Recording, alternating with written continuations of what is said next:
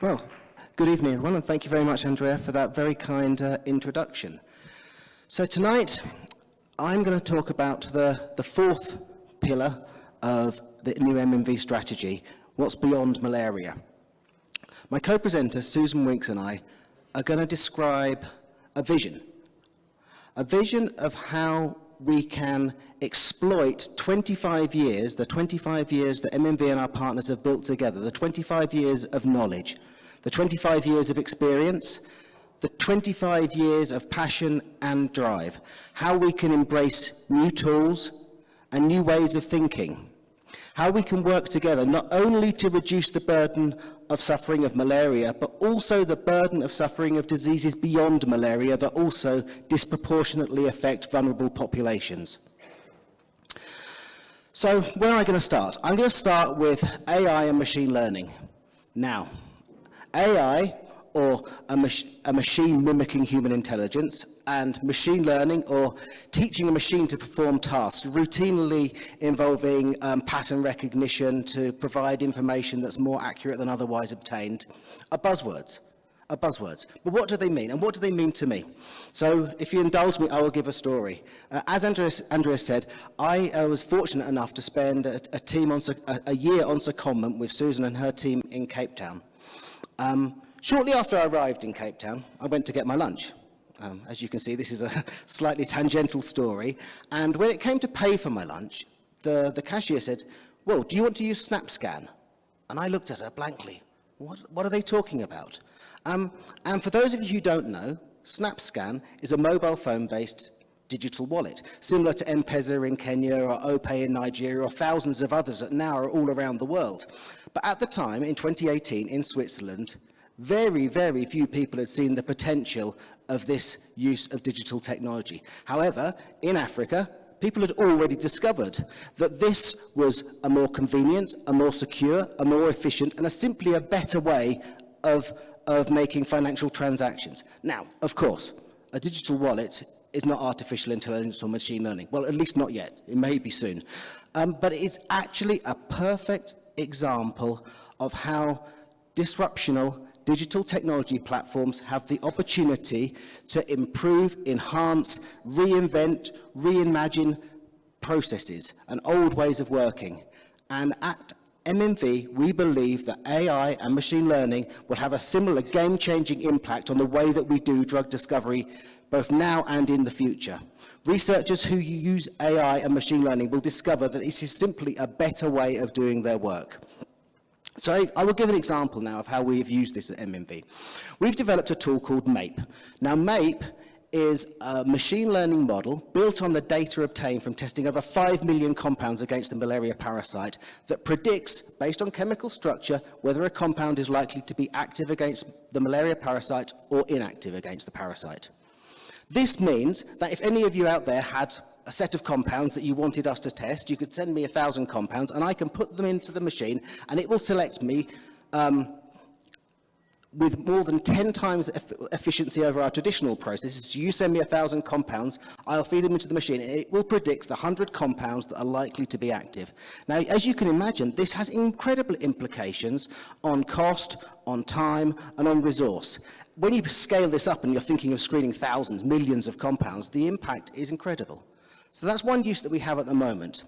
Going forward, we realize that actually commercially available artificial intelligence and machine learning tools are often prohibitively expensive, especially for researchers working on non-for-profit or neglected diseases.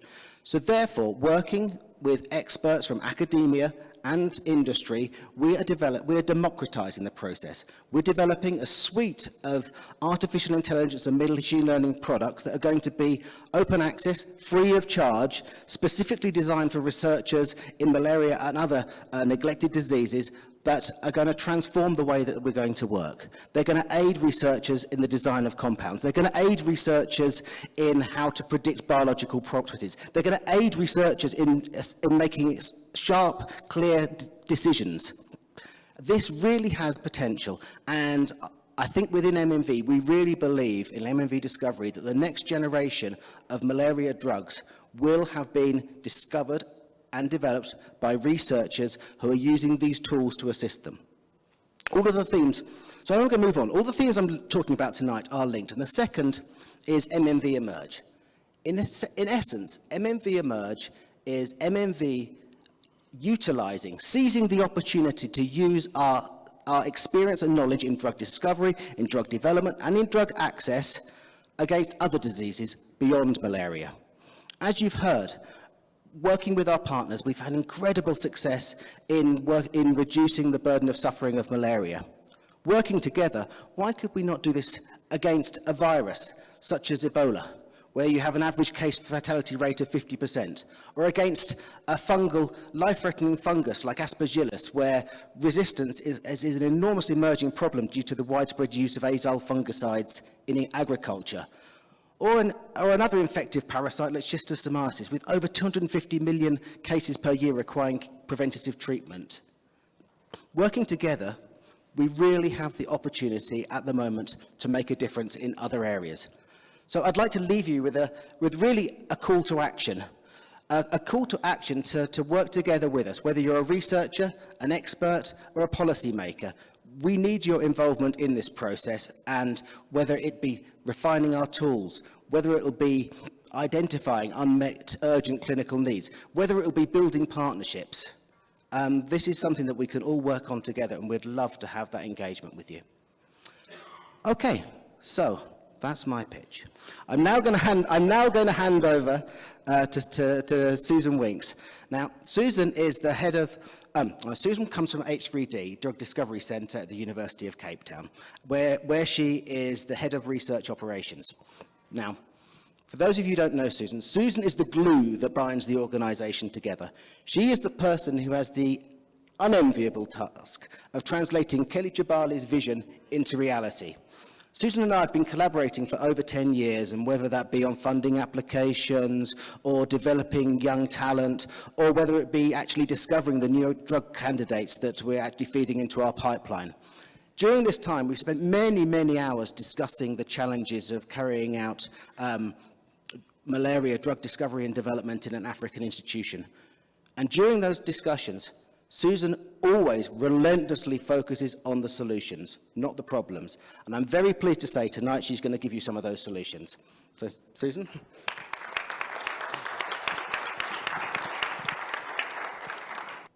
We at H3D really believe that AI is a technology that you cannot ignore.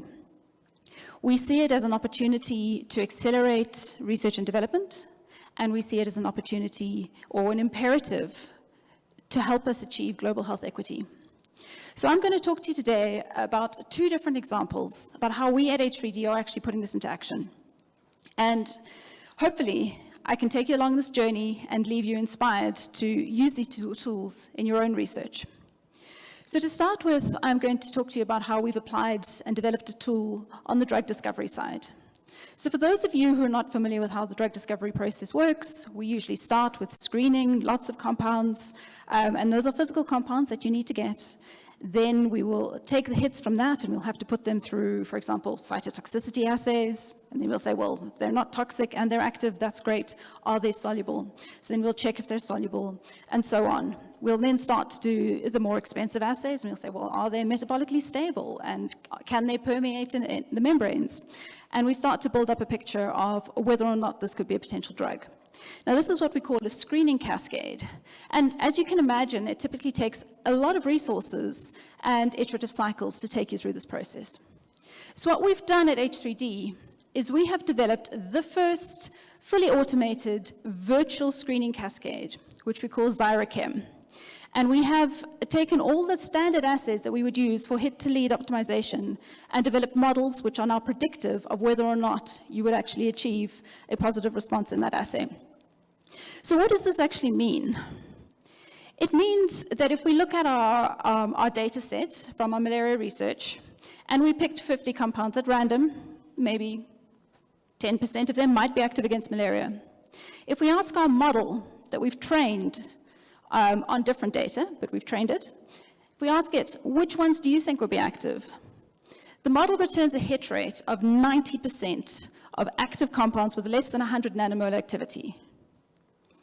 To validate it in another way, because we want to know, do these models actually work? while we were developing the model, which, to be fair, took about 6 months of computational time and coding and refining, the malaria team, the project that we work with James, was continuing to optimize their program and use conventional methods. And all those compounds that they made in that 6-month period and tested while they went from hit to a compound that was active in the in vivo model for malaria, we developed all of those.